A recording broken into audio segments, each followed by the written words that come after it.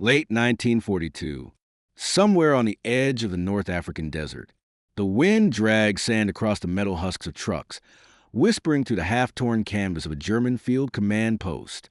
Inside, the air is thick with the smell of oil, sweat, and dust, the scent of exhaustion.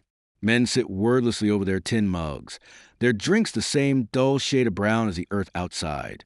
Ersatz coffee, roasted barley, chicory, ground acorns, bitter and lifeless. Then a new scent cuts through the air. Rich, sweet, real. A young officer lifts his head. Someone has opened a captured Allied crate, its stenciled letters still wet with sea salt. U.S. Army coffee, roasted and ground. A pot begins to boil. The aroma fills the tent, like a ghost from another world. The officers fall silent, staring at the steam curling upward, watching civilization return in vapor form. One of them takes the first sip. The silence deepens. For a fleeting moment, the war recedes. It isn't victory they taste, but memory. The lost world of mornings and warmth, now distilled into a single perfect cup. Outside, the desert keeps burning. Inside, they remember what reality once felt like. By the dawn of the Second World War, coffee was no longer just a drink in Germany. It was a memory, a ghost of comfort from another era. For generations, the German morning began with the familiar aroma of roasted beans, a ritual that reached across classes and provinces. But as Europe spiraled once again into total war, that scent faded from kitchens, barracks, and cafés alike. The blockade of 1939, led by Britain's Royal Navy, severed Germany's arteries to the global market. The colonial routes that once brought coffee from South America and Africa were strangled. Ships that might have carried the beans of Brazil or Ethiopia now carried guns, steel, and death. Within months, coffee disappeared from store shelves. The Nazi state, eager to maintain morale, moved quickly to replace it. Not with the real thing, but with something that looked like it. Ersatzkaffee, substitute coffee, became a word every German knew by heart. It was brewed from roasted barley, rye, chicory roots, even dried acorns. Its color imitated coffee. Its bitterness was familiar, but it lacked the warmth, the soul, the delicate oils that define the real beverage. Yet in a nation cut off from the seas, ersatz was better than nothing. The idea was not new. During the First World War, Germans had already endured the same deprivation. Substitute coffee had been their silent companion through hunger and hardship from 1914 to 1918. But this time, it returned with greater urgency, a symbol of national resilience, wrapped in propaganda. Posters urged citizens to drink German, to find pride in self-sufficiency. Coffee, they were told, was a colonial addiction of the bourgeois past. Real Germans, said the Ministry of Food, thrived on discipline, not indulgence. Behind the rhetoric, the reality was cruel. Ersatz coffee production became a massive state-controlled industry, supervised by the Wirtschaftsgruppe Coffee, the Coffee Economic Group. Its factories in Hamburg, Bremen, and Berlin worked day and night, roasting anything that could be ground into a dark powder. Packages were printed with patriotic slogans. Housewives queued for their rations. But most knew this was survival, not satisfaction. By 1941, the situation had worsened. As the Wehrmacht advanced across Europe, conquering Denmark, Norway, France, and the Balkans, one might imagine that the spoils of empire would refill Germany's cups. But the occupied territories had their own shortages. France's colonial coffee supply from Indochina and Africa was mostly under Allied control. Italy's access to East Africa had been shattered. Even in the bustling ports of Marseille or Naples, true coffee became as rare as gold. Among civilians, the deprivation became cultural. Letters from the home front often spoke of longing for a real cup. The small moments of daily life, morning warmth, the smell of comfort, had vanished. Ersatz brews became both a necessity and a symbol of the times, a bitter reflection of a nation at war, feeding on substitutes for everything it once valued. And yet, coffee's absence only magnified its power. It became a mark of nostalgia, a link to pre-war life, to calm mornings and civilized society. Soldiers at the front dreamed of it. Officers reminisced about it. For many, it wasn't just a drink. It was the taste of peace. As the war deepened, coffee, or the lack of it, came to represent more than scarcity. It stood for the illusion of normalcy that the Nazi regime worked desperately to maintain. Ersatz kept people fed, but it could not restore what was lost, the simple human pleasure of something real. And so, across a continent consumed by war, the yearning for one small comfort simmered quietly beneath the propaganda. A nation could conquer territory. It could produce tanks, planes, and rockets, but it could not manufacture the soul of a being. It was only a matter of time before that absence would collide with reality, when German officers, far from home, would come face to face with the true taste they had forgotten. By 1942, coffee had become a kind of silent currency in the German Reich, a luxury item traded in whispers and shadows. Officially, it was nearly extinct. Ration cards, issued by the Reichsministerium für Ernährung und Landwirtschaft, Ministry of Food and Agriculture, allowed for minuscule quantities of ersatz mixtures. True coffee beans, if they appeared at all, circulated to the Schwarzmarkt, the black market that thrived in every city and garrison. In Berlin, a single cup of real coffee could cost half a week's wage. In occupied Paris, the situation was no different. German officers, flush with occupation pay, frequented cafés that served them roasted barley under French names.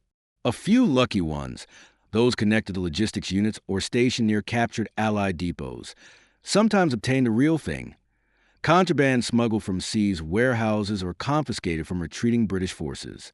The paradox was striking. A military machine that fielded the most advanced tanks in the world, the Panzer IVs and Tigers, could not guarantee its officers a simple cup of coffee. It was a small but telling failure of the Reich's vast economic illusion. Behind the front lines, the Wirtschaftsgruppe coffee continued to grind its barley and chicory, distributing millions of ersatz rations to keep the pretense alive. Still, the morale problem persisted. Diaries and letters from soldiers on both fronts revealed the psychological importance of coffee as a symbol of warmth and respite. On the frozen Eastern Front, a cup of hot liquid, even made from roots and grains, became a momentary escape from the cold and the fear. In North Africa, under Rommel's command, the desert heat made every sip of brewed ersatz a dry reminder of Europe's blockade. German officers, educated and worldly, knew the difference too well. Many had tasted genuine coffee before the war. In the cafés of Vienna, Berlin, or Munich, where the tradition of Coffee und Kuchen had once been central to social life. Now that culture is gone. The occupied territories, drained for their resources, could not replenish what global trade had once supplied. The irony was cruel. The very empire that had conquered half of Europe could not provide its conquerors with one of civilization's simplest comforts. By contrast, their enemies drank freely. American GIs received coffee as a standard ration, vacuum-sealed tins from companies like Maxwell House and Hills Brothers, shipped in endless supply convoys across the Atlantic. Even in the chaos of war, A.U.S. soldier could brew a hot cup anywhere, on a tank hull, beside a campfire, in a foxhole. British troops, too, carried tea and instant coffee as part of morale kits. To them, caffeine was not a privilege but a necessity. This imbalance did not go unnoticed. German propaganda occasionally mocked Allied softness, suggesting that dependence on such luxuries would dull their fighting spirit. But privately, officers envied it. Intelligence reports from the Abwehr occasionally mentioned the capture of Allied supply crates marked with coffee tins. Such finds were celebrated, not for their tactical value, but for the rare pleasure they brought. The Wirtschaftsgruppe coffee continued issuing directives, tightening controls and outlawing private imports. In occupied territories, German economic authorities commandeered what remained of local stocks. But even these seizures produced little. France's African colonies were largely under Free French or Allied influence. Dutch East Indies plantations were beyond reach. Coffee, as a global commodity, had vanished from Germany's grasp. What filled the void was adaptation. Housewives roasted acorns in ovens. Farmers sold roasted beet pulp as Kriegskaffee. Recipes circulated through women's magazines advising on how to improve flavor with burnt sugar or molasses. For the average German, such ingenuity became a way of life. For officers, it was a humiliation veiled in ceremony. Their morning coffee, A daily reminder would have been lost to the sea blockade. Economically, it was a small issue. Psychologically, it was enormous. A sip of real coffee meant more than taste. It meant civilization, normalcy, control, all slipping away as the war turned. And when, by fortune or capture, an officer encountered the real thing again, from an Allied storehouse in Tunisia or a shipment seized in France, that taste struck like revelation. It was a flavor from another world, one that the Reich's propaganda had buried. But memory had not forgotten. The moment those German officers lifted the cup, years of deprivation and illusion came flooding back, a sensory confrontation with the truth of their own isolation, the human angle. The taste of memory for years, German soldiers had learned to live without much. They endured hunger, cold, and exhaustion with the same stoic silence that defined the Wehrmacht. Yet amid the machinery of war, one deprivation pierced deeper than many realized: the loss of coffee. It was not simply a beverage. It was a link to life before uniforms, before the smoke of cities and the sound of artillery. In every letter home, in every campfire conversation, coffee appeared as a symbol of home. A sip, even of ersatz, gave the illusion of normalcy, a ritual unchanged since peace. Soldiers wrote of mothers brewing barley blends in kitchens darkened by blackout curtains, of wives standing in ration lines with tin cups. Coffee, or what passed for it, was a shared memory, a comfort that transcended the front. But when a few men finally tasted real coffee again, the emotion was indescribable. The smell alone could undo them. Veterans recalled it decades later. The way a single cup carried them back to peacetime streets, to a morning sun filtering through curtains in Berlin or Munich. It wasn't luxury they felt. It was humanity in a war that demanded obedience and hardness. That single sensory reminder of gentler days could pierce through the armor of ideology. To drink real coffee, after years of ersatz, was to feel the distance between propaganda and the truth, between what they were told to endure and what they truly missed. It was a moment that quietly revealed how fragile morale could be, even among the elite. The tactical angles, supply lines of the soul in military planning. Coffee was never officially listed as a weapon, yet across all armies of the Second World War, it functioned like one. Caffeine meant alertness, morale, and warmth. For the Germans, the absence of it was another invisible front they were losing. The Allied convoys that crossed the Atlantic carried not just ammunition, but comfort. Each crate of American rations included packets of instant coffee, a technology perfected by the U.S. Army Quartermaster Corps in 1941. It was light, compact, and dissolvable, perfect for field use. For German logistics officers reading captured supply manifests, it was a shock to see such abundance. Thousands of tons of coffee shipped as casually as fuel oil. The contrast was staggering. Germany, despite its industrial genius, was trapped by geography. The Allied blockade starved its colonies and trade routes. Synthetic fuels could be engineered, rubber could be substituted, but coffee could not. There was no ersatz for caffeine's morale effect. German officers in North Africa watched Allied troops drink from steel mugs before battle. Calm, alert, ready. For them, the same routine meant boiling a mixture of acorns and roots. The ritual was there, but not the reward. In modern warfare, where exhaustion blurred strategy, the absence of a stimulant became a silent disadvantage. A few captured tins of American coffee occasionally found their way into German hands. Intelligence units studied them as curiosities. Some SS supply officers even arranged quiet trades through intermediaries, offering cigarettes or brandy for small amounts of coffee. These exchanges, though rare, revealed a deeper truth. In total war, morale was logistics, and logistics was survival. The irony was cruel. The side with the greatest industrial power could also drink the most like civilians. The German officers who sipped real coffee from captured Allied stores weren't just tasting a beverage. They were tasting the difference between an empire expanding and one already collapsing inward. The technological angle. Brewing the impossible Germany prided itself on technological adaptation. The same ingenuity that produced the V-2 rocket and the jet fighter was turned, with grim determination, toward the kitchen. Ersatz coffee was not merely a folk invention. It was a national industry engineered by necessity. Factories designed for food processing were converted to grind barley, chicory, sugar beet pulp, even roasted acorns, into a powder resembling ground coffee. Chemists experimented with combinations that could mimic aroma and texture.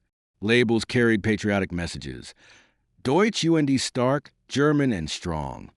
But no amount of chemical substitution could replicate the natural oils of the coffee bean. The ersatz brews were harsh on the stomach, bitter on the tongue, and lifeless in aroma. Civilians joked that it was coffee that never woke you up, yet the regime promoted it as a triumph of German resourcefulness. In reality, it was a portrait of desperation. By 1943, scientific journals in the Reich quietly acknowledged the nutritional shortcomings of these substitutes. The Wirtschaftsgruppe Coffee issued memos admitting production difficulties. As the supply of raw grains and roots dwindled, even the ersatz itself required resources Germany could no longer spare.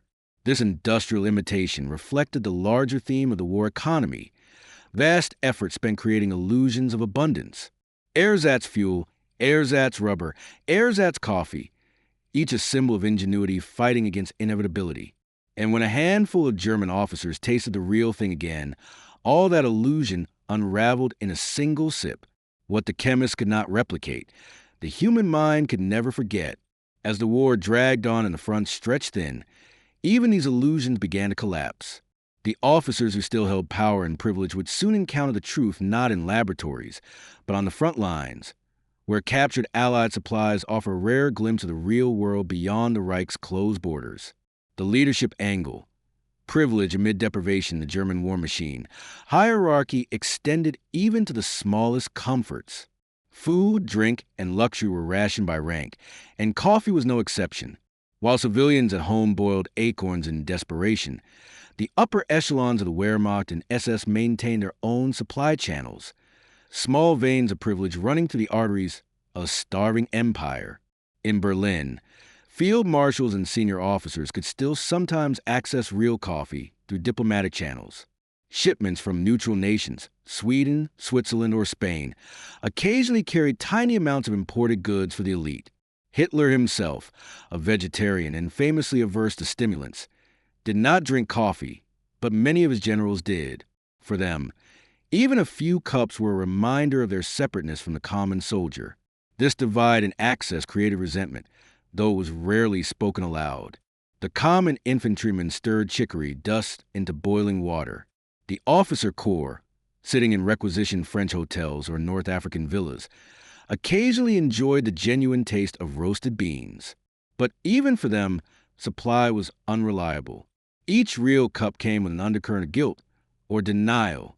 A report from the Wehrmacht's quartermaster branch in 1943 noted the disproportionate morale risk of officers flaunting privileges at the front. The suggestion was clear: to drink too visibly was to reveal the lie of equality within the ranks. Still, among themselves, they indulged.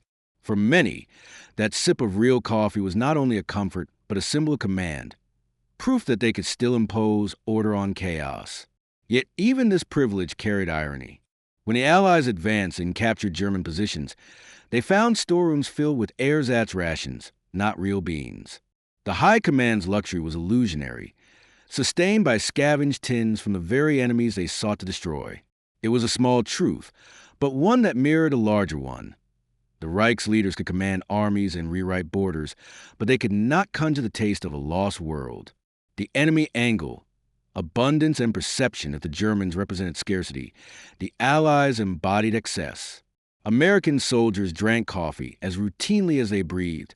Every morning, whether in the mud of Italy or the jungles of the Pacific, GIs brewed their instant rations with an almost sacred devotion. To them, it was the essence of home, hot, dark, and abundant. The U.S. Army considered coffee a morale weapon. A report by the Quartermaster General in 1942 even described it as a vital stimulant for endurance and efficiency. Each ration pack, Type C, K, or 10 in 1, included instant coffee powder, sugar, and a small tin cup. In the European theater, the smell of coffee often marked an Allied camp long before it was seen. For German troops, that aroma was haunting. In the chaos of North Africa, captured Allied camps sometimes revealed untouched mugs, still steaming beside overturned tables. The first whiff of real coffee after years of ersatz was enough to stop men in their tracks. It was an olfactory symbol of the world they'd been cut off from, a world of abundance and comfort, of industry and trade that the Nazi Empire could never replicate. Propaganda leaflets dropped by the Allies occasionally mentioned such luxuries. "You fight for substitutes," one read. "We fight with the real thing." It was psychological warfare through the senses. And it worked. Interrogations of captured German soldiers occasionally revealed jealousy, even awe, at the material richness of the Allied armies. To the Germans, that abundance seemed to mock their struggle. They could fight bravely, but they were fighting from scarcity. The Allies, with their bottomless convoys and endless supplies, fought with a taste of home in every cup. The war was not only one of weapons and will, it was one of comfort versus deprivation. And when German officers finally drank that same coffee, brewed from captured tins, the realization was bitter. The flavor of the enemy's world was the flavor of reality, the moral/symbolic angle, the taste of illusion. There was something almost poetic about it. The empire that promised self-sufficiency, reduced to imitation. Ersatz coffee had been promoted as patriotic. "Drink German," the posters said. But behind that slogan lay the truth of every totalitarian system. Control requires illusion. For 6 years, the Nazi regime built illusions from industry. Synthetic oil instead of imports. Artificial fibers instead of cotton. Ersatz food instead of abundance. To millions, these substitutes became the texture of daily life. They lived, fought, and died surrounded by imitations of prosperity, of equality, of victory. The moment those officers tasted real coffee, the illusion cracked. The flavor, warm and undeniable, belonged to a different reality, one that the right could neither replicate nor suppress. In that cup was a world they had tried to conquer but never truly joined. Global trade, free industry, open seas. The taste of freedom, reduced to liquid form. It wasn't guilt they felt, not exactly. It was recognition. The kind of quiet understanding that comes when comfort exposes fragility. For years, they had believed Germany was self-reliant, destined to endure. But a single sip of true coffee told them otherwise. Even power cannot substitute authenticity. In the end, that moment, brief, sensory, and deeply human, revealed the moral paradox of the war itself. The Reich that sought domination had trapped its people in deprivation. And the officers, tasting truth for the first time in years, realized they had been living on substitutes all along. The world beyond the Reich's walls was richer than propaganda ever admitted. And soon, it would come crashing through in force. The taste of coffee had become a metaphor for the entire war, for illusion, desire, and truth revealed to the smallest of experiences. And soon, those illusions would be shattered completely, not by taste but by defeat. It was late 1942, deep in the North African desert. The Afrika Korps had been fighting for months under a sun that bleached the world into silence.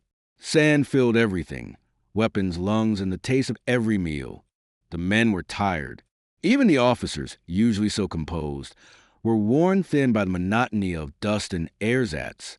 One morning near El Agheila, a supply convoy rolled in, captured Allied trucks, their olive-drab paint still bearing British markings. The men expected fuel, perhaps rations or ammunition.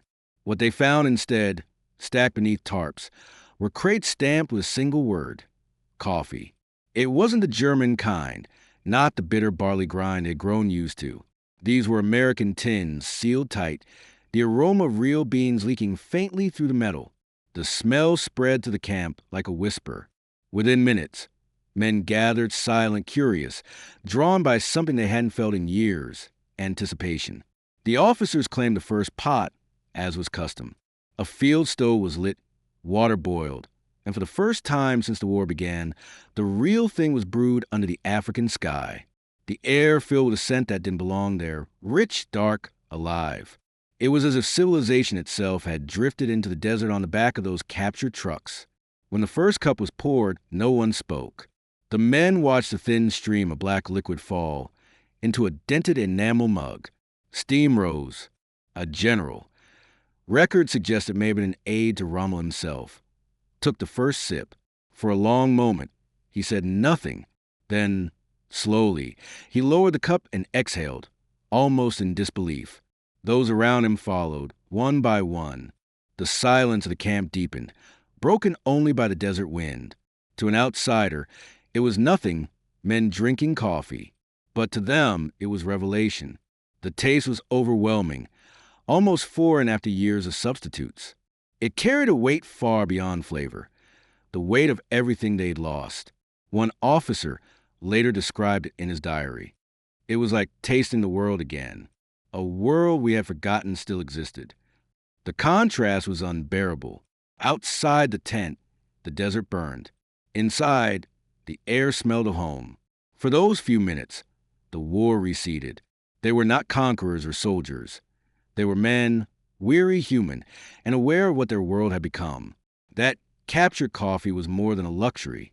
It was a reminder of the other side's power. The Americans had so much they could afford to ship coffee by the ton into a desert battlefield.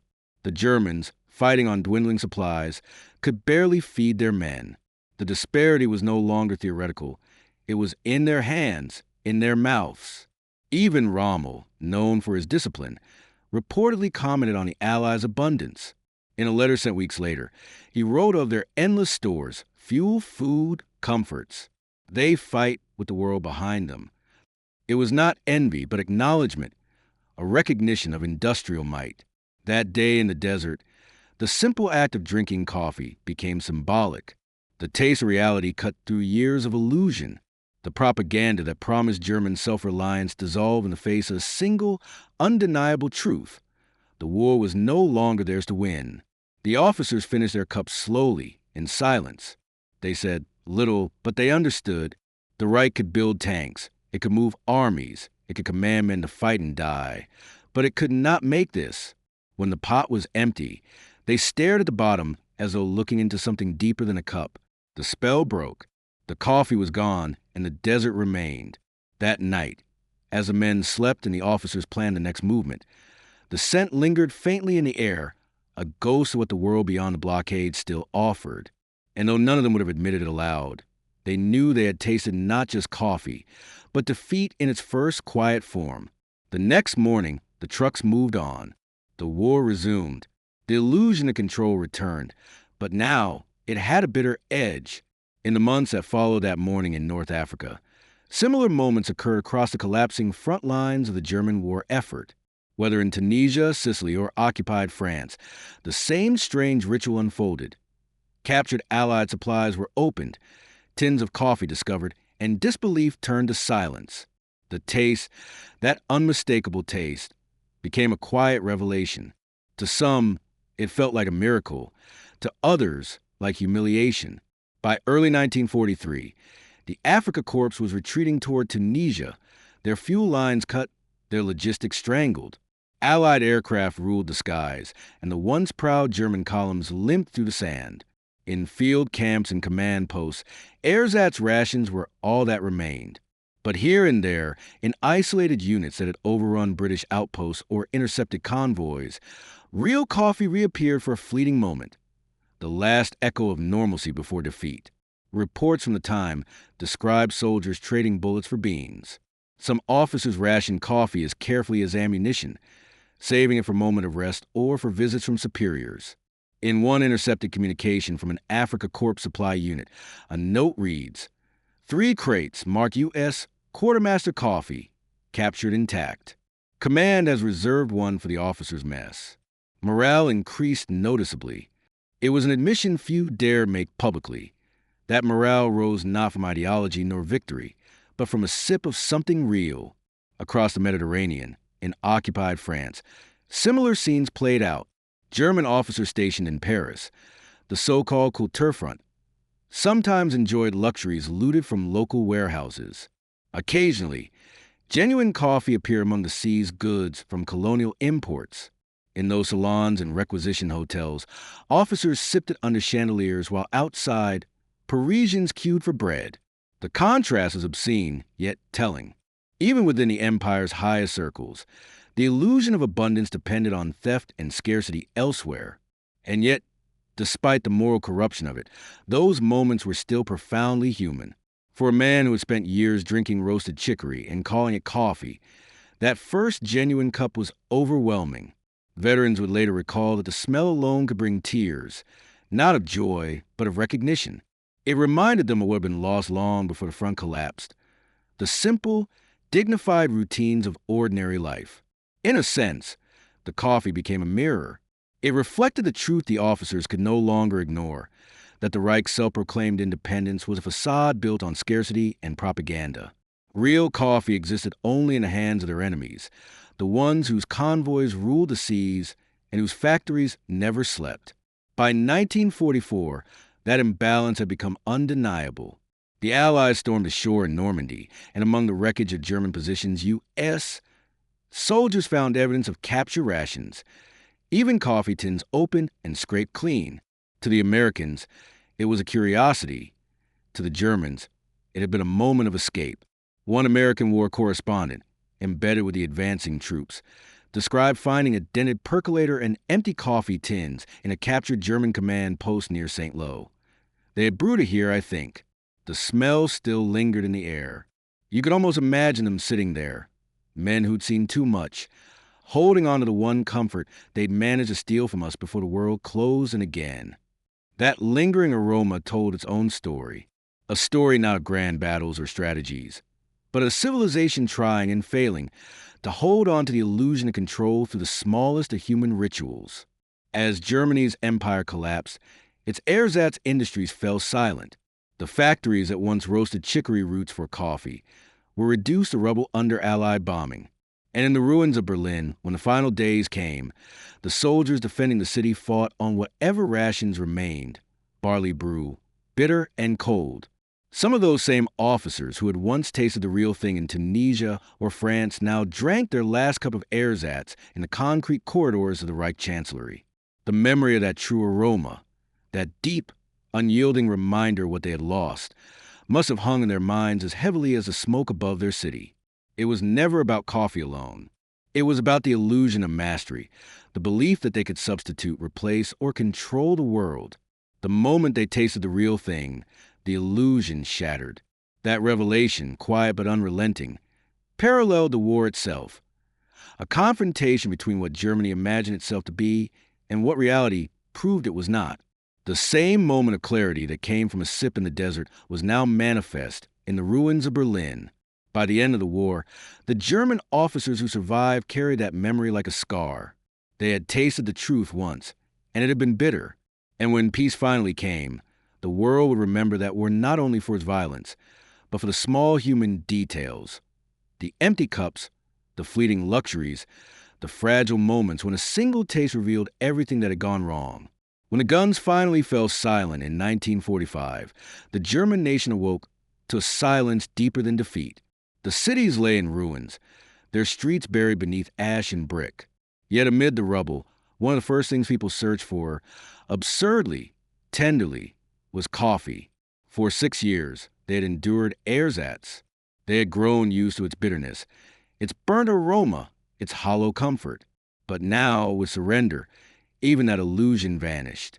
The factories that had once produced acorn and barley coffee were destroyed. The supply chains had collapsed. For months after the war, the only thing left to drink was misery itself. In the immediate post-war chaos, coffee became black market gold. A single cup of real coffee, smuggled in from Allied rations or brought by returning prisoners, could buy bread, tobacco, even shelter. The new occupiers, Americans, British, French, and Soviets, controlled the flow of food and trade. Among them, the Americans stood out, their rations overflowing with what Germans had been denied for years: sugar, chocolate, and coffee. To a starving population, the aroma of brewing coffee from the American zones was both a torment and a promise. Crowds gathered near Allied camps just to catch the scent. Children, who had never tasted real coffee in their lives, watched GIs pour it casually into tin cups, unaware of what it meant to those watching. Then came the Schwarzmarkt, the black market. Throughout 1946 and 1947, German cities pulsed with underground trade. Cigarettes were currency, chocolate was luxury, but coffee was identity. Housewives bartered family heirlooms for a few beans. Returning soldiers, hollow-eyed and displaced, sold whatever they owned for a taste. Even in the occupied ruins, cafés reopened, serving whatever could be found, often American coffee smuggled from military supplies. There was irony in it. The same beverage that had once symbolized deprivation under the Reich now became the emblem of freedom under occupation. To drink coffee again was to feel human, civilized, awake. But the Allies understood its power too. In 1946, care packages sent from the United States to feed the defeated nations began arriving in Germany.